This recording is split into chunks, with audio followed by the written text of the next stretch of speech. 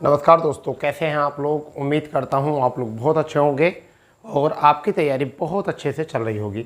जैसे कि आपको पता है कि सभी सरकारी जॉब अलर्ट लेकर हम आपके सामने आते हैं और आज बहुत बड़ा अपडेट है और ये एक बहुत बड़ी मुहिम है कि जो उत्तर प्रदेश सरकार ने चलाई है विद्यार्थियों के लिए। जितने भी प्रतियोगी परीक्षा देते हैं और जितने भी कार्मिक विभागों में अपनी अपनी नौकरी तलाश रहे हैं, उन सभी के लिए बहुत बड़ा बदलाव किया गया है परीक्षाओं में और शासन आदेश जारी हो गया है।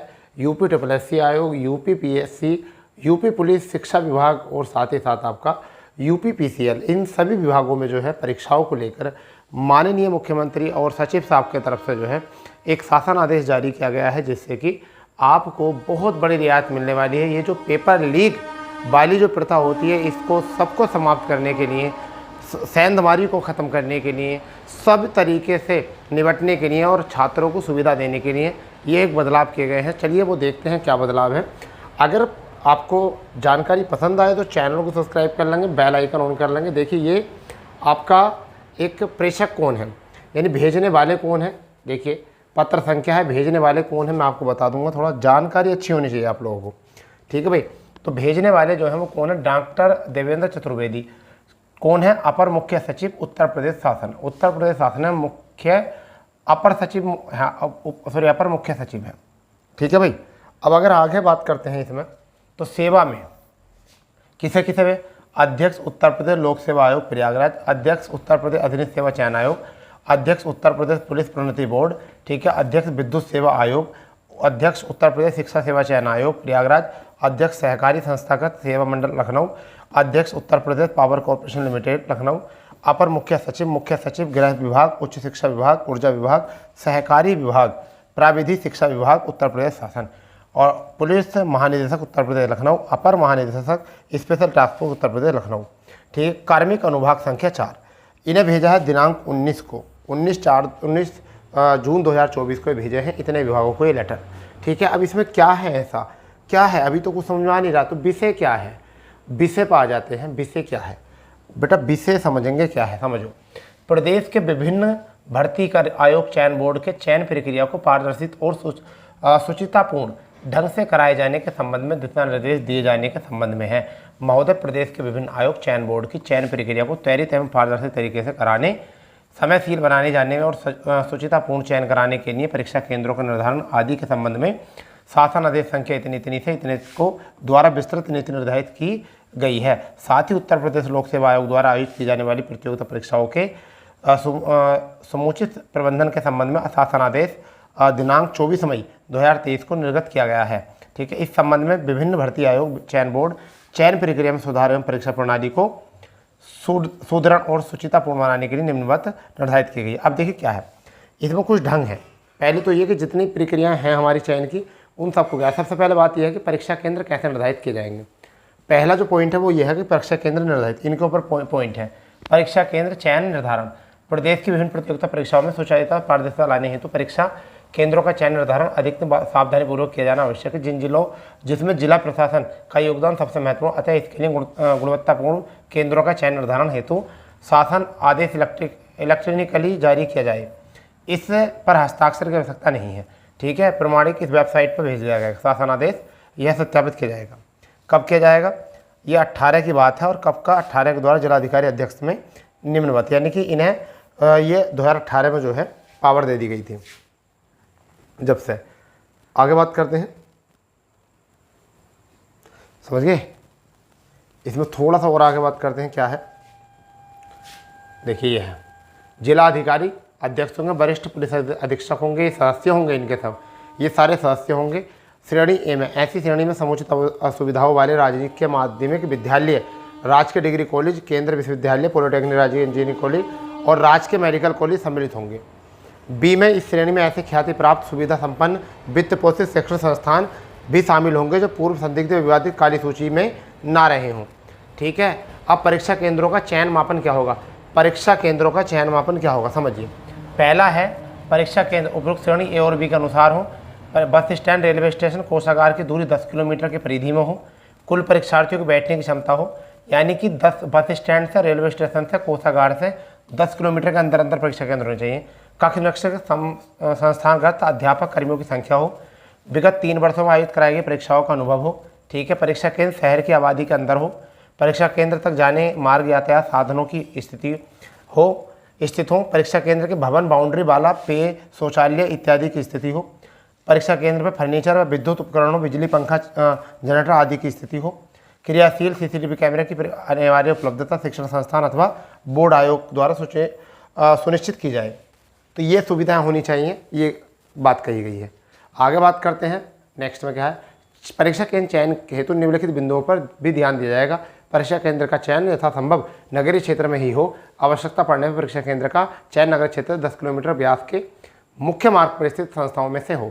उपयुक्त समिति परीक्षा केंद्र संबंधी उपयुक्त श्रेणी ए-बी में विद्यालय संस्थाओं व वर्गीकरण सतत रूप से किया जाए। परीक्षा केंद्रों का चयन के लिए बोल दिया है कि यहाँ पर अपनी रिपोर्ट प्रस्तुत कर सकते हैं, ठीक है। फिर है आपकी परीक्षा प्रणाली की एकीकृत एजेंसी। अब देखिए एजेंसियों के ऊपर टिप्पणी की है, एजेंसियों की टिप्पणी की है पृथक पृथक।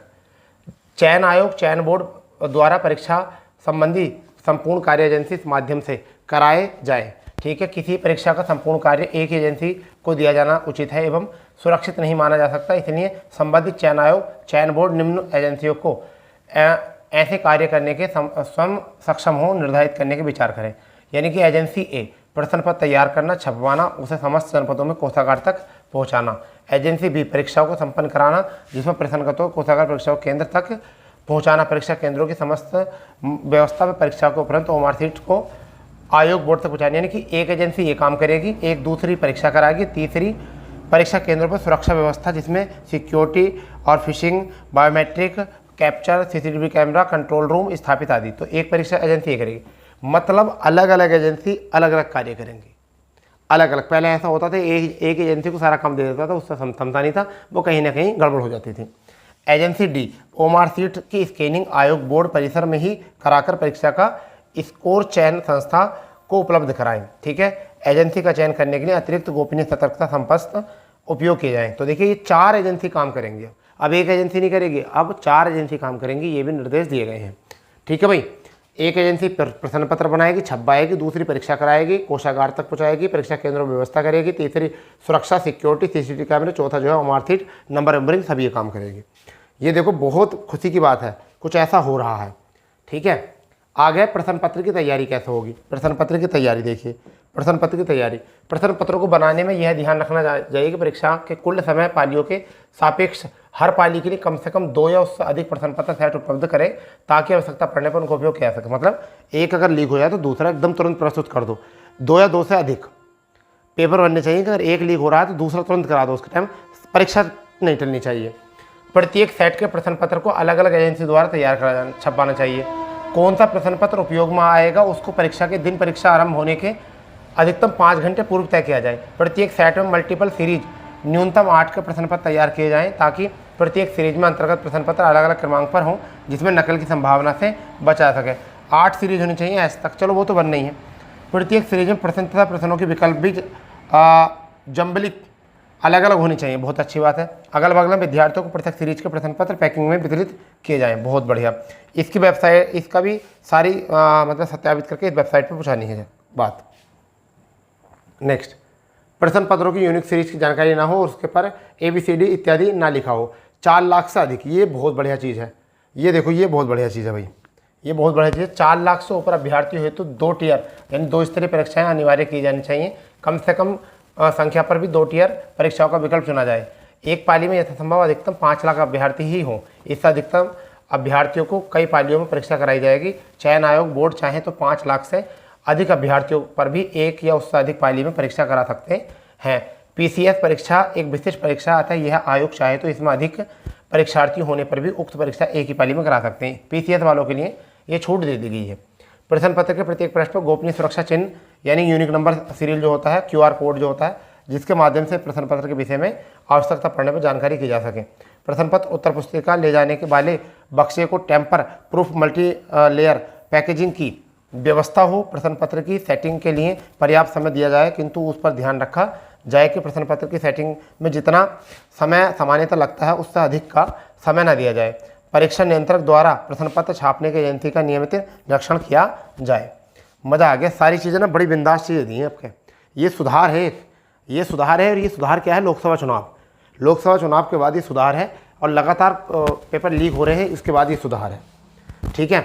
प्रिंटिंग प्रेस के बारे में जो बढ़ती हैं शर्तें क्या होनी चाहिए, प्रिंटिंग प्रेस के बारे में कौन कौन सी शर्तें होनी चाहिए वो बता दी गई हैं। देखिए, प्रिंटिंग प्रेस के अंदर अथवा बाहर जाने वाले प्रत्येक द्वारा सजन सुरक्षाकर्मी की व्यवस्था हो। प्रिंटिंग प्रेस के अंदर कार्य करने वाले प्रत्येक स्टाफ के पास प्रेस की आईडी, एंट्री, एजिटिक पंजिका हो। किसी बाहरी व्यक्ति को प्रेस में वर्जित है। प्रिंटिंग प्रेस में कार्य कर रहे स्टाफ या किसी अन्य आगंतुक को प्रिंटिंग एरिया के अंदर स्मार्टफोन या कैमरा ले जाने का वर्जित हो सॉरी। प्रेस के प्रिंटिंग एरिया, ये बढ़िया है, इस वाले को मोस्ट कर लो, ये बहुत बढ़िया। प्रिंटिंग प्रेस के एरिया को तथा प्रेस के चारों ओर सीसीटीवी कैमरा, ये कि अभी तक विंडो ठीक नहीं होती, अभी तक विंडो ठीक नहीं होती, चलो ये सीसीटीवी कैमरा लगवाएगा, बहुत अच्छी बात है। ठीक है, लगाए जाएँ, और जिसकी रिकॉर्डिंग कम से कम 1 वर्ष सुरक्षित रखी जाए। ठीक, पिछले 1 वर्ष तक कौन आया है कौन गया है ये पता होना चाहिए टोटल। ठीक है, तथा सुरक्षा एजेंसी द्वारा तत्काल मांगने पर यह रिकॉर्ड उन्हें उपलब्ध कराए जा सकें। टेंडर की शर्त भी यह है बाध्यकारी शर्त होनी चाहिए। ठीक है, ये पूरी शर्तें जो हैं कार्यकारी होनी चाहिए। ठीक है भाई, शासन आदेश के अनुसार इस पर ओमार सीट के बारे में क्या कहा गया। ओमार सीट 3 प्रति होनी चाहिए, जिसमें मूल प्रतिलिपि परीक्षण नियंत्रक संस्था बोर्ड को मूल्यांकन दी जानी चाहिए, दूसरी जो है कोषागार में सुरक्षित, तीसरी अभ्यर्थी को। ओमार सीट पर मूल्यांकन स्कोर प्रोसेसिंग की प्रक्रिया में पूर्ण ऑटोमाइजेशन होना चाहिए, बहुत बढ़िया। संवेदीकरण 4 लाख से अधिक अभ्यर्थी, वही बता दिया है कि अलग अलग होनी चाहिए। ठीक है, और तो परीक्षा के दौरान व्यवस्थाएं, परीक्षा के दौरान व्यवस्थाएं क्या क्या होनी चाहिए समझ लीजिए। चयन आयोग बोर्ड के दौरान किसी प्रकार की अफवाह का तत्काल खंडन किया जाए। परीक्षा के पूर्व, परीक्षा के दौरान, उसके पश्चात चयन आयोग बोर्ड द्वारा एसटीएफ जनपदीय पुलिस के अधिकारियों के साथ निरंतर संवाद बनाए रखें। परीक्षा के दौरान कंट्रोल रूम में उसकी सतत निगरानी की जाए। परीक्षार्थियों को यह स्कैड हस्ताक्षर फोटो में मिलान परीक्षा केंद्र में किया जाए। ठीक, परीक्षार्थियों को बायोमेट्रिक लेते समय बाएं हाथ का थंब इम्प्रेशन आइरिस कैप्चर ठीक से लिए जाएं। लिखित परीक्षा के समय कैप्चर किए गए परीक्षार्थियों को बायोमेट्रिक डाटा का मिलान सफल अभ्यर्थियों को चयन प्रक्रिया के अलग चरण काउंसलिंग के समय अवश्य किया जाए। सफल परीक्षार्थियों को अगले साक्षात्कार आदि समय वैध एडमिट कार्ड के साथ ही बुलाया जाए। बहुत बढ़िया भाई, अगर ऐसा करोगे तो इस पे ही इसकी डाटा उपलब्ध करा दो। छायांकित जो है वो क्या है, परीक्षा केंद्र मुख्य द्वार परीक्षा के अंदर परीक्षार्थियों का पहचान पत्र होना चाहिए, सीसीटीवी कैमरे में कैद होने चाहिए। ठीक है, और आधार कार्ड होना चाहिए, और आर्टिफिशियल इंटेलिजेंस की होनी चाहिए। परीक्षा के दौरान अन्य व्यवस्थाएं, एक या एक से अधिक जनपद की परीक्षा आयोजित, ये अच्छी है, इसको पढ़ना चाहिए। ठीक है, एक से अधिक जनपद के परीक्षा के आयोजित स्थिति में परीक्षार्थियों का केंद्र आवंटन करते गृह मंडल से अन्यत्र निकट किया जाए। दिव्यांग परीक्षार्थियों को गृह जनपद और महिला परीक्षा को उनके गृह मंडल के बाहर परीक्षा केंद्र में आवंटित न किया जाए, यानी कि ना कि आपके जितने भी विकलांग होते हैं, दिव्यांगजन होते हैं, उन्हें और एक महिलाओं को उन्हें गृह दिया जाए। परीक्षा केंद्रों का आवंटन रैंडम आधार पर किया जाए, एक ही स्थान के परीक्षार्थी एक ही परीक्षा केंद्र पर परीक्षा ना दे पाएँ। ठीक, ये भी अच्छा है। कक्ष नक्शों के परीक्षा कक्ष का आवंटन परीक्षार्थियों के परीक्षा केंद्र में प्रवेश से 30 मिनट पूर्व स्टैटिक मजिस्ट्रेट की उपस्थिति में रैंडम आधार पर किया जाए। बहुत बढ़िया।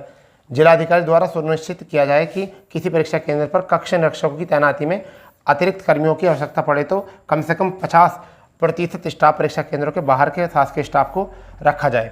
सेक्टर मजिस्ट्रेट की तैनाती 2 या 3 निकट परीक्षा केंद्रों के लिए की हो ताकि वह शीघ्र उन केंद्रों पर पहुँच सके। अगर कोई परीक्षा केंद्र दूरी पर स्थित है तो उसके लिए एक अलग से सेक्टर मजिस्ट्रेट की तैनाती पर विचार किया जाए। बहुत बढ़िया। परीक्षा केंद्रों के लिए सेक्टर मजिस्ट्रेट की तैनाती हो, जिससे कोषागार से प्रश्न पत्र उत्तर पुस्तिकाओं के गोपनीय बंडल को प्राप्त कर संबंधित परीक्षा केंद्रों पर लाकर परीक्षा केंद्रों के तैनात मजिस्ट्रेट को प्राप्त कराने हों। ठीक है, बहुत बढ़िया। ठीक है, और इसके साथ ये भी अगर काम कर सको तो ये वेबसाइट पर डाल दो। सील बंद होने चाहिए। ठीक है, ओमार सीट अच्छी होनी चाहिए, वीडियो रिकॉर्डिंग होनी चाहिए। ये सब है। महिला परीक्षाओं की तलाशी के लिए महिला कर्मी होने चाहिए। ये सारी चीज़ें जो है ना व्यवस्था दी गई हैं। और उसके बाद जो है ये आपके 1 दिन या 2 पालियों में परीक्षा होने पर कोषागार के प्रत्येक पाली के प्रश्न पत्र की पुस्तिका परीक्षा केंद्र अलग अलग लाई जाए। इसके बाद में जो कहा गया, इन्होंने भावीय देवेश चतुर्वेदी अपर मुख्य सचिव ने अपना जो है भाव प्रकट किया है। प्रतिलिपि निम्नलिखित सूचार्थ अभ्यास कार्य हेतु प्रेषित किया है। कहाँ कहाँ, इन सभी जगह जो है अपर मुख्य सचिव, प्रमुख सचिव उत्तर प्रदेश वहाँ भेजी चाहिए। समस्त जिला अधिकारियों को भेजी चाहिए, जितने भी डीएम हैं, मंडलायुक्त जितने कमिश्नर उन्हें भेजी जानी चाहिए। उत्तर प्रदेश लोक सेवा आयोग भेजी चाहिए, यूपी ट्रिपल भेजनी चाहिए। ये सारी प्रति वहाँ भेजनी चाहिए। ठीक है भैया, तो ये था आपका पूरा डिटेल। अब ये बताइए कि ये सुधार किए जा रहे हैं अब ये सुधार किए जा रहे हैं इस परीक्षा प्रणाली में। इस परीक्षा प्रणाली में सुधार किए जा रहे हैं। अब मैं उम्मीद करूँगा कि आप लोगों को जो है इस सुधार में जो है कोई भी डाउट नहीं लग रहा होगा। इस पर जल्द से जल्द जो है एक्शन लिया जाएगा। ऐसा किए जाने का जो है शासन की तरफ से आदेश है। अगर ऐसा किया जाएगा तो फिर हमारी परीक्षाएं सुचारू रूप से और समय से ही संपन्न की जा सकती हैं। ठीक है, अगर ऐसा होगा 4 एजेंसी जो है परीक्षा कराएंगी। ठीक है, अलग अलग तरीके से निगरानी की जाएंगी। हर एक बात मैंने आपको बताई है। इसमें पूरा नोटिस बहुत जल्दी से मैंने कवर किया जिससे कि वीडियो आपकी ज़्यादा बड़ी ना हो। ठीक है, तो अब ये है आपका शासन जो आपके लिए सुविधाएं उपलब्ध करा रहा है। तो अगर जानकारी पसंद आई हो और लगता हो कि ये चैनल आपको सबसे सटीक और सबसे पहले जानकारी प्रोवाइड कराता है तो चैनल को सब्सक्राइब कर देंगे, बेल आइकन ऑन कर देंगे। तो मिलते हैं नई जानकारी नई अपडेट के साथ। जब तक के लिए जय हिंद, भारत, वंदे मातरम।